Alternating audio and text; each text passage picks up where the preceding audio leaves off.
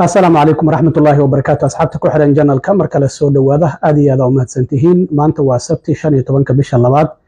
فبراير سنة كلا بدو كون إيه شان يلباتنك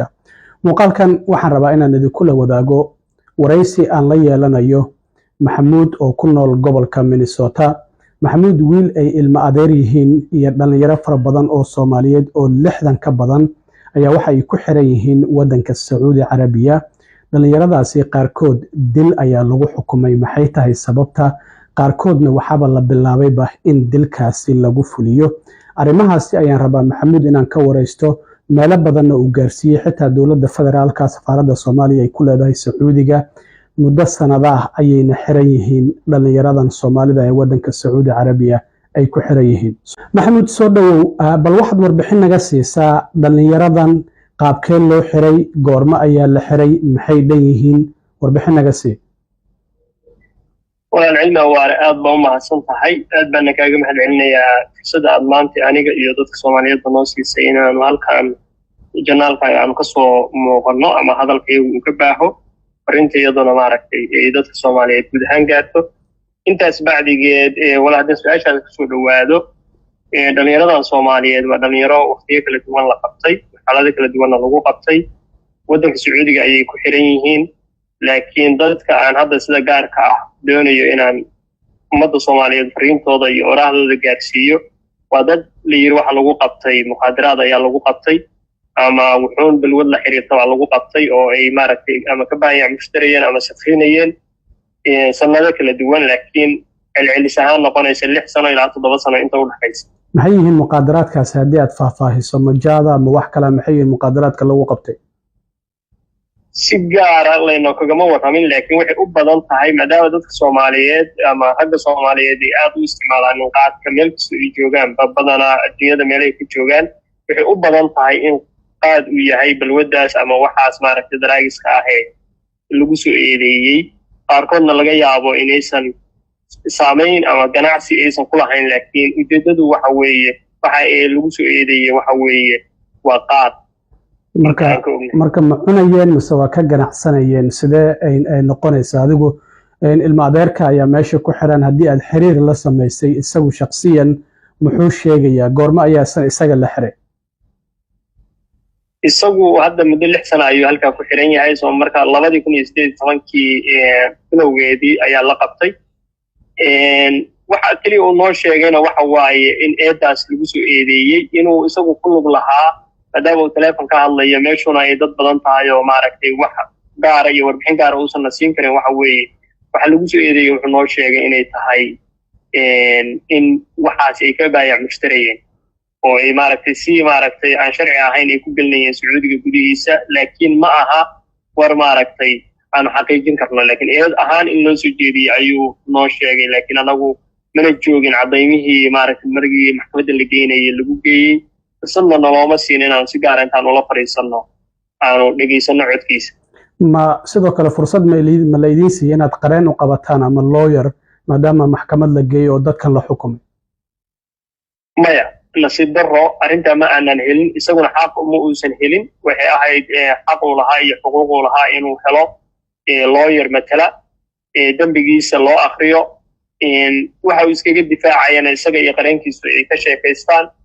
marka fursada ma uusan helin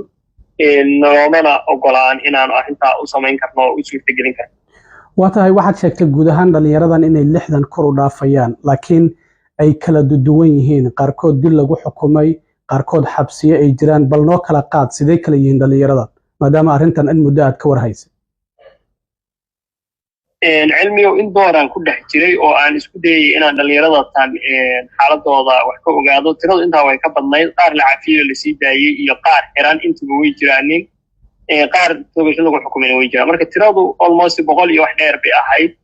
laakiin tirada hadda xiran oo la yiri waxay ku xukuman yihiin dil ama daldalaad bay ku xukuman yihiin waa 63 dhalinyaro ah si gaar ah marka 45 ayaa isku xaalada oo xabsi ku jira gaara oo iska warqabto oo maaragtay dad kala war hela ah annagana markii iyagu kala war helaanin warkooda dadka ehelada soo gaarsiiya qaar Soomaaliya jooga iyo qaar meelo kala joogaba dadkaas haddana 6 qof oo ka gaara ayaa hadda labadii bari u dambeysay waxa jirta in safaaradda Soomaaliya loo gudbiyo magacyadooda oo 6 qof la doonayo in lagu fuliyo daldalaadii hore loogu xukumay sanadkii soo dhaafnay bishii May. marka dhalinyarada asaasi u kala maaragtay kala qaybsan yihiin oo qaybo meel u joogta xaalado kala gaarana ay ugu sugan yihiin. 6dan haddana kuusii kala qaado waxaa jira inaan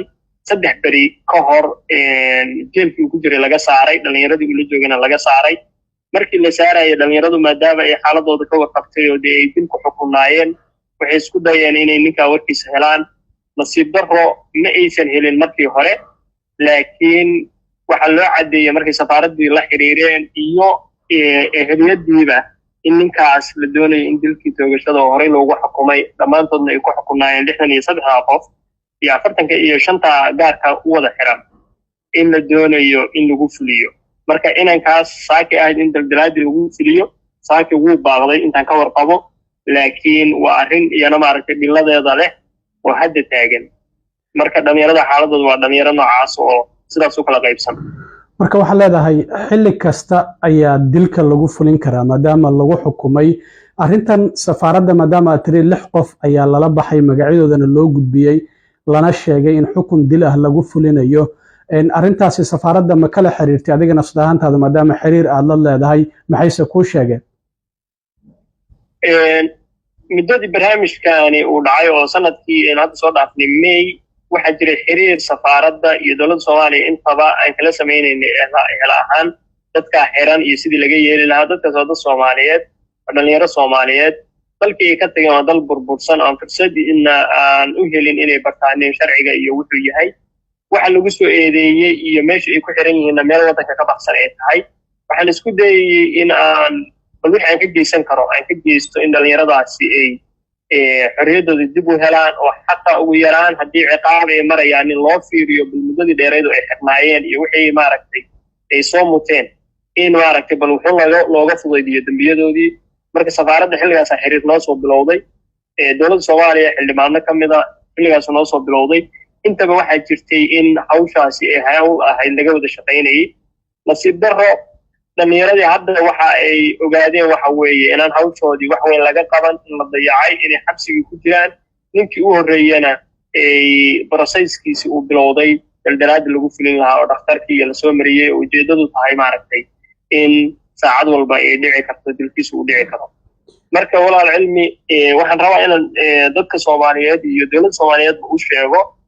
dadkan waa dad Soomaaliyeed, meesha ay ku xiran yihiinna waa wadan ka baxsan Soomaaliya. waxay xaq u lahaayeen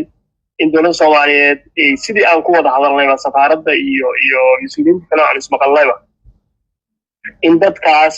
dhibaatadooda si dhow looga warhayo, eheliyadiina looga warbixiyo, iyaga laftigooduna ay u ogaadaan haddii la dilayo inay kuwii ay jeclaayeen iyo dadkoodii fariintii ugu dambeysay ay u dhaafaan. marka arrintaas nasiib darro safaaradda waxay ii sheegtay in liiskaasi jiro. shaqaalaha qaar ka mid ah la xiriiray safaaradda in liiskaasi jiro 6 qof oo safiirka loo soo gudbiyey, laakiin consulku uusan ka warqabin hadda si raadinayo inuu maaragtay arrintaas uu helo oo maaragtay uu ballan degdega ka qabsado wasaaradda arrimaha dibadda ee Sacuudiga. iyana kolba weli may suurtagelin, laakiin Soomaalidu waxay ku mahmahdaan dhiciska inta midida loo soo sido dhintaa. marka arrintaas waa arrin very alaabtiya oo hadda taagan oo maaragtay dhammaanba waxay culays ku haysaa dadkii eheliyadda ahayd iyo dhalinyaradii maxaabiista ahayd oo meesha ku jiray intaba. dhinaca kale malaan ismaqalnay qaar ka mid a xildhibaanada waxay ii sheegeen in ay la kulmeen wasiirka cadaaladda iyo wasiirka arrimaha dibadda, labadabana ay kala hadleen arrinta dhalinyaradaas ay u gudbiyeen. iyaguna ay dhaheen waxbaan ka qabanaynaa. waqti hadda laga joogo ilaa 4-5 bilood 6 bilood meelahaas oo la qorsheynayay in wasiirka cadaaladda uu tago Sacuudiga oo bal dhalinyarada xaaladooda wax laga soo ogaado, laakiin nasiib darrada dhacday ay tahay in aan weli arrintaasi suurtagelin oo safarkii wasiirku halkaa ku tegi lahaa aysan suurtagelin. dhinacii kalena dhalinyaradii ay meeshii weli dibane ku tahay, xukunkiina fulintiisii ay hadda ku bilaabatay oo brosayskii bilowday. marka arrintaas ayaan ka ogahay, intaasaan ka ururiyo. dadkaasna waxay u muuqdaan dad runtii dowladdoodii iyo dadkoodiiba ay dayaceen. waa tahay maxamuud, waxaad sheegtay in xildhibaano iyo safaaradda ku leeyahay dowladda Soomaaliya ay ku leedahay Sacuudiga aad arrintan gaarsiiseen. ma isleedahay arrintan ra'iisul wasaaraha iyo madaxweynaha waa ay gaartay maadaama hadda wasiirkii arrimaha dibadda ma midkan hadda jooga inaad gaarsiiseen iyo kii ka horreeyay ma mid uu yahayba ma isleedahay madaxda ugu sarreysa dadkan xarintoodu waa ay gaarto oo waa la gaarsiiyey mase inaysan gaarin ayaad u malaynaysaa waxaan hubaa oo aan xildhibaan afkiisa ka maqlay in ay la kulmeen wasiir macalin fiqi axmed macalin fiqi ay u gudbiyeen fariinta wiilasha iyo arrintaas uu u sheegay galkaasi inuu yaallo xafiiska madaxweynahana aan ku wargeliyey isagaa kule xildhibaanada madaxweynaha waa ku wargeliyey madaxweynuhuna wuxuu iga ballan qaaday in aan barnaamijkaas si dhow uga shaqeeyo wasiirka cadaaladuna oo xaggaa tago aniga laftigeyguna aan tegi doono buu markaa wasiirku xildhibaanada ku yidhi si gaarana inagay fursad loo tahay oo credit gaarana siinaysaa oo doonayna inaan dhallinyarada Soomaaliyeed wixii aan ka qaban karno aan ka qabanno laakiin waxay u muuqataa arrintii inay af un ku ekeyd iyo shirka markaa la wada joogay aan wax badan laga qaban marka waxaan ku cadaynayaa in xafiiska madaxweynaha iyo xafiiska ra'iisul wasaaraha iyo xafiiska wasaaradaha ku shaqada lahiba ay ka warqabaan dhallinyaradaas oo buuqoodu maaragtay ama arrintoodu ay taagneyd waqti hadda kusii socdaa labadii sano madaxa la sii gelaya sababtoo intaad xukunka ku dhicin ka hor waxaa jiray khayraadhaan kasoo gudubtay waxaa jirtay markii hadda la xukumay oo bishii May oo sanadkii aan soo dhaafnay ilaa bishii June July inay jirtay arrintoodu marka waqtigaasoo dhan waa arrin soo taagnayd bay ahayd oo warbixinteeda la hayay oo xafiisyada dowladuna ay ka warqabeen waa tahay maxamuud dhallinyaradan markoodii hore maqaab tahriib ay ku tageen waddanka Sacuudi Carabiya oo inay ka soo shaqaystaan miyay ku tageen markii la qabqabanayay mase dad hawshan kaliya hadda lagu qabtay oo muqaadaraadka ka ganacsanaya ahaayeen sidee markii hore ay Sacuudiga ku tageen dhallinyarada intaad ka war hayso intaan ka war hayo dhallinyarada Soomaaliyeed meel kasta adduunka ku nool yihiin waxa ay waddankooda uga tageen inay wax soo kororsadaan oo meelaha ay tegayaan ay qoysaskoodii iyo dadkii ay jeclaayeen wixii ay ka soo tari karaanna ay ka soo taraan iyaguna nafsadooda maaragtay shaqo iyo uga helaan in wax ka soo galaan marka inta aan hubo anigu walaalkay ama adeerkay ayaan ka hadli karaa waxa uu tegey waxay ahayd inuu halkaas ka soo shaqaysto dadku dhalinyarada marka carabta la tago qaar xijiya gura iyo qaar xoolo dullaale iyo qaar maaragtay si kale u shaqaystaba intaba way noqdaan laakiin haddana noloshu sidii aad u malaynaysay marna kuu noqon mayso oo waxaa dhici karta mararka qaar wixii aad kusoo tala gashay waxaan ahayn inaad la kulanto marka dhallinyaradaasi way kala duwan yihiin meelo kala duwan oo Soomaaliya ka mid ah iyo xataa wadamada deriska ah oo intaan hubo dowlad deegaanka kolba cid baa kaga jirta waxay u tageen halkaa inay wax soo kororsadaan oo ay ka soo shaqaystaan oo ay dadkii ay ka yimaadeen wax ka taraan waxa geysana baahiday ahayd wax kasta oo shaqo ah oo ay ka qabteen meeshaasna sharci darro ha ahaato laakiin waxa u geeyay waxay ahayd baahi inay wax ka kororsadaan marka aan iyagana si guud u difaacayn oo aan dembigooda ka dhaqayn haddana waxaan qiyaasayaa oo aan qirayaa inay tahay wax runtii baahi iyo meeshii ay ka yimaadeen iyo dhibtii ka jirtay ay ku kaliftay wax kasta oo maaragtay ka yimaada marka ay habboonayd inay fursad u helaan inay mar kale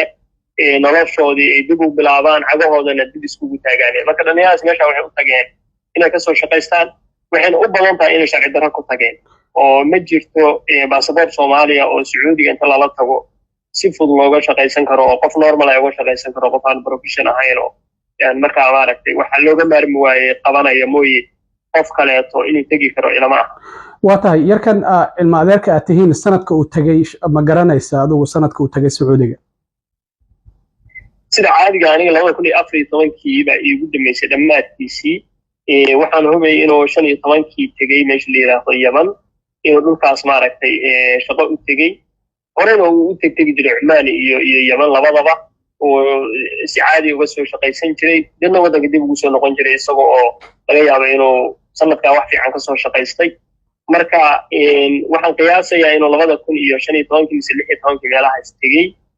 waddankaas laakiin aniga warkiisa markuu igu soo dhacay waxay ahayd 2018 markii la xiray waa tahay maadaama safaaradda Sacuudiga laba goor saddex goor meelahaas aan ismaqalnay oo ila soo hadlay oo xabsiga igala soo dhaxadlay laakiin hadda inta xukunkan ku dhacay oo kasoo bilaabmaysay bishii May fursadiis kuma aanan helin imana uusan soo wicin laakiin dadkii waddankii ayuu wacaa oo intii gaarsiiya marka iyaga ii soo gudbiya anigana marka safaaradda maadaama xiriir aad la leedahay ilaa iyo markii la xukumay ilaa intii ka horreyso dacwadoodu ay socotay safaaradda ma loo ogolaaday dhallinyaradan inay xabsiga ku booqato ma soo arkeen mase ma jirin wax ogolaashaha oo loo siiyey waa ka wada hadalnay safaaradda sida caadiga ana waxaan dareemayaa in safaaraddu dhallinyarada wax badan ay u qaban kartay aysan u qaban markii aan ka wada hadalno waxay noo sheegayaan in ay iyagu doonayaan in dhallinyaradan loo kaco in dhallinyaradan wax loo qabto ayna diyaar u yihiin laakiin haddana dhallinyaradii markay kula soo hadlaan oo xabsiga kaala soo hadlaan waxay kuu sheegayaan inaan wax loo qabtay cid u timi jirin waxaan hubaa oo qof safaaradda ka shaqeeya ii sheegay oo aanan ku been abuuranayn inay safaaradda dhallinyaradu la soo xidhiidhay ay ka cabanayeen in haddiiba ay xiran yihiin oo waqti ku socdo in loo ogolaado inay wax bartaan oo ay maaragtay si hadhowta noloshooda isku bedesho oo afkii carabiga iyo diinta wixii ay ka baran karaan ay ka bartaan waa loo ogolaaday buu igu yiri inay maaragtay marka fursaddaa helaan laakiin waxaanan hubin waa loo ogolaadadii in ficil lagu daray oo ay dhallinyaradii xabsigii ay wax ku bartaaneen oo jaaniska heleen intaa waxaa sii dheer wixii kale oo noloshooda ku saabsan oo inay qareen helaan in maaragtay dambiyadoodu say u kala culus yihiin iyo say kale yihiin maaragtay loogu gurmado oo xataa haddii